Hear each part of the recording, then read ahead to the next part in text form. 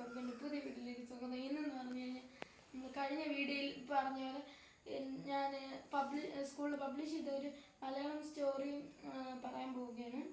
കഥ പറയും പൂമൊട്ടുകൾ. ഞാൻ എഴുതിയതെന്ന് പറഞ്ഞാൽ കേശുവിൻ്റെ കഥ. അത് ഞാൻ നിങ്ങൾക്ക് വായിച്ചു കേൾപ്പിച്ചു തരാം. കേശു എന്നൊരു 10 വയസ്സുകാരനായ കുട്ടിയുണ്ടായിരുന്നു. അവൻ ഒരു ഉൾഗ്രാമത്തിലാണ് ജീവിച്ചിരുന്നത്. കേശുവും കുടുംബവും വളരെ ദരിദ്രരായിരുന്നു. അവൻ്റെ അച്ഛൻ വർഷങ്ങൾക്ക് മുമ്പ് തന്നെ മരണപ്പെട്ടു. അവനും അമ്മയും അടങ്ങുന്ന ഒരു കൊച്ചു കുടുംബമായിരുന്നു അവൻ്റേത്. ഒരിക്കൽ അവൻ്റെ അമ്മ ഭക്ഷണം പാകം ചെയ്യാനായി തീയൊരുക്കാൻ ചുള്ളികൾ തേടി കാടരികിലേക്ക് പോയി. പെട്ടെന്നാണ് കേശു ഒരു ഘോര ശബ്ദം കേട്ടത്. കുടിലിൽ നിന്ന് ഇറങ്ങി ഓടിയ അവൻ ഒരു നടുക്കുന്ന കാഴ്ച കണ്ടു. അതാ കൺമുമ്പിൽ ഒരു കടുവ തൻ്റെ അമ്മയെ കടിച്ചു കീറി വലിച്ചു പോകുന്നു. അവനത് കണ്ടു നിൽക്കേണ്ടി വന്നു. അതവന് സഹിക്കാവുന്നതിലും അപ്പുറമായിരുന്നു. അവൻ പൊട്ടിക്കരഞ്ഞു കൊണ്ട് എങ്ങോട്ടേക്കെന്നില്ലാതെ ഓടി.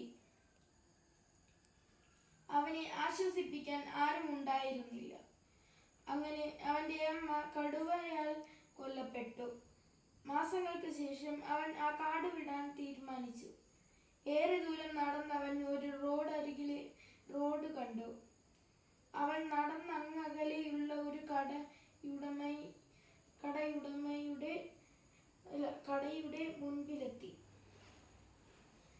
അവൻ കടയുടമയോട് ചോദിച്ചു, ദയവായി എനിക്ക് കുറച്ച് പണം തരാമോ?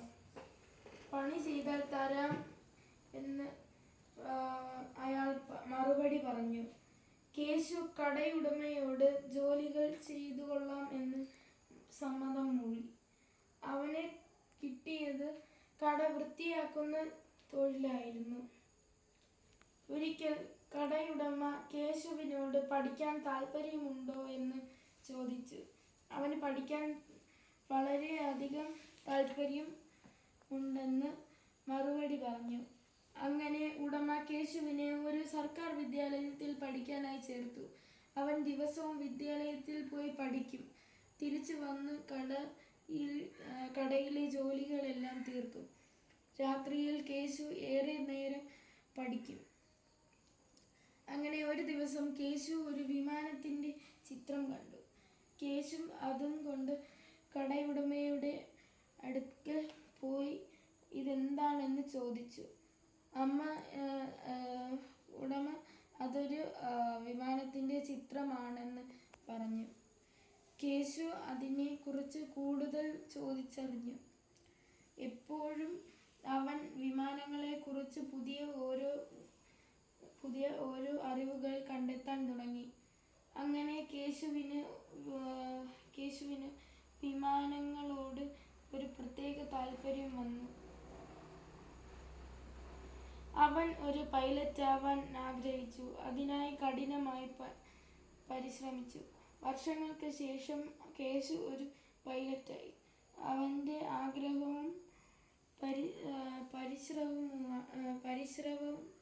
പരിശ്രമവുമാണ് അവനെ ഒരു പൈലറ്റാക്കി മാറ്റിയത്.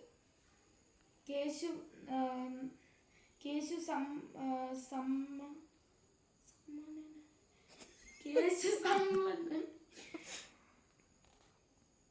സമ്പന്നനായി.